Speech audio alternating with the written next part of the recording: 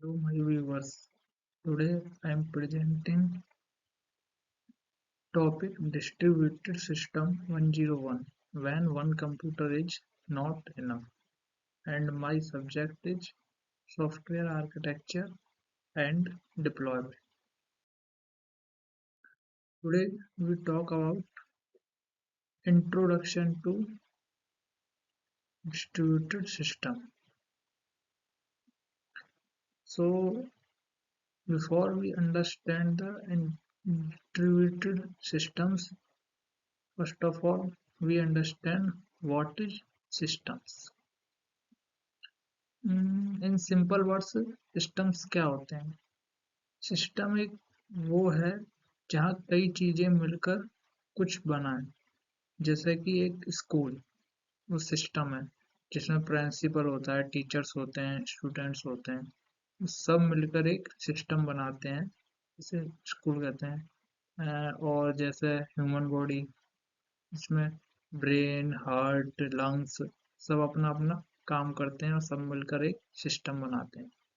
इसी प्रकार कंप्यूटर की दुनिया में सिस्टम होते हैं, कंप्यूटर सिस्टम्स, जिसमें कई चीजें मिलकर एक सिस्टम बनाती हैं, जैसे सीपीयू, कीबोर्ड, माउस, प्रोसेसर, ये सब मिलकर एक सिस्टम बनाते हैं। लेकिन जब हम कंप्यूटर से काम करवाते हैं और लेकिन एक ही कंप्यूटर उस काम को करने में कैपेबल नहीं होता, तब वहां पर इंट्रोड्यूस होता है डिस्ट्रीब्यूटेड सिस्टम। तो a distributed system is a collection of independent computers that appears to user as a single system। Means यहाँ पे क्या बात हो रही है, ये डिस्ट्रीब्यूटेड सिस्टम है, जो कई कंप्यूटर्स का कलेक्शन है और वो वर्क कर रहा है एज अ सिंगल कंप्यूटर। जैसा कि डेफिनेशन में लिखा हुआ है, multiple computers working together over a network to achieve a goal. मतलब कि जो एक नेटवर्क में सारे कंप्यूटर्स कनेक्टेड हैं और जो एक सिंगल सिस्टम की तरह वर्क कर रहे हैं। ताकि आइडिया समझ सकते हैं, institute of one powerful machine many smaller machines collaborate. मतलब कि जो वन पावरफुल मशीन जो बन रही है वो छोटी छोटी कई मशीनों के कोलैबोरेशन से बन रही है। अब बात करते हैं why one computer is not, क्यों क्योंकि इसकी लिमिटेशंस होती हैं। सिंगल कंप्यूटर में लिमिटेड सीपीयू और मेमोरी होती है, जो कि बहुत सारे यूजर बेस को हैंडल करने में कैपेबल नहीं है। मिलियंस ऑफ यूजर्स का डेटा हैंडल नहीं कर सकता। जैसे कि एग्जांपल के social media apps like Facebook, e commerce like Amazon, one computer can not handle global traffic, क्योंकि इन पर मिलियंस एंड बिलियंस में यूजर्स हैं। That is why one computer is not enough। इसकी मेन कैरेक्टरिस्टिक्स क्या है distributed computer system के? Resource sharing, scalability, जरूरत पड़ने पर इसकी परफॉर्मेंस और फीचर्स को बढ़ाया जा सकता है। कॉन्करेंसी, एक साथ कई यूजर्स काम कर सकते हैं।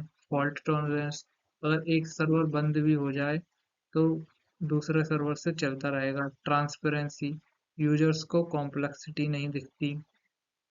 इम्पोर्टेंट क्या है, system continuous working even one node fail. मतलब कि अगर एक नोड फेल भी हो जाता है तो हमारा सिस्टम कंटिन्यूस वर्किंग में रहता है।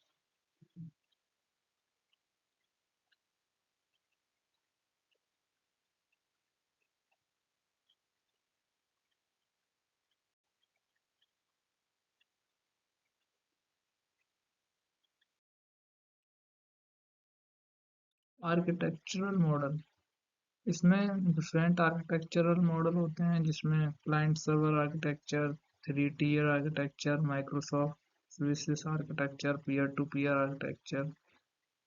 एग्जाम्पल के लिए micro services used by Netflix.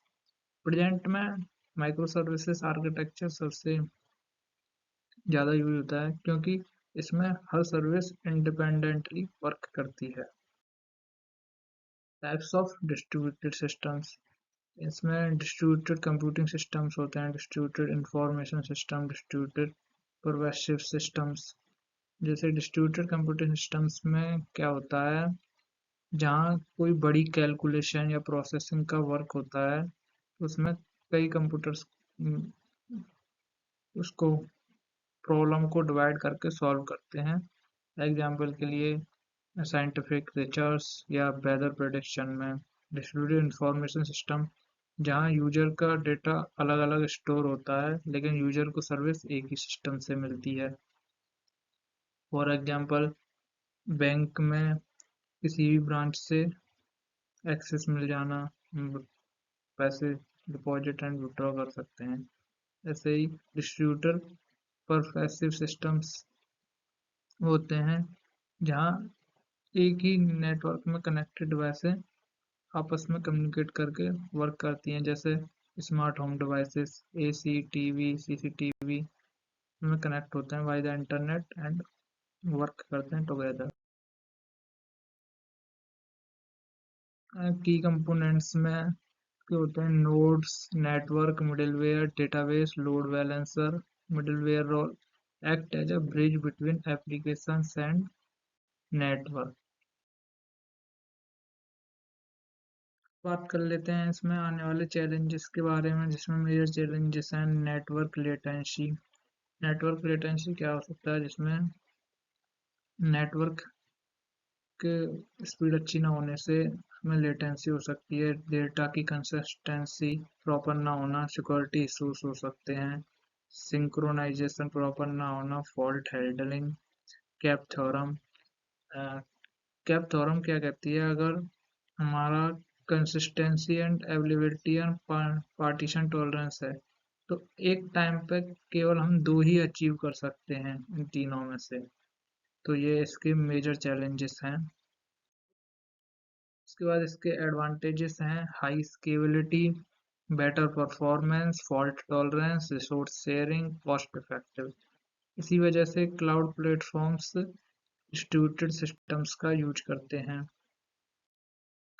और डिसएडवांटेजेस भी हैं इसके, कॉम्प्लेक्स डिजाइन है, इसको डिस्ट्रीब्यूटेड सिस्टम्स को हर कोई डिजाइन नहीं कर सकता, इसकी डिजाइन कॉम्प्लेक्स है।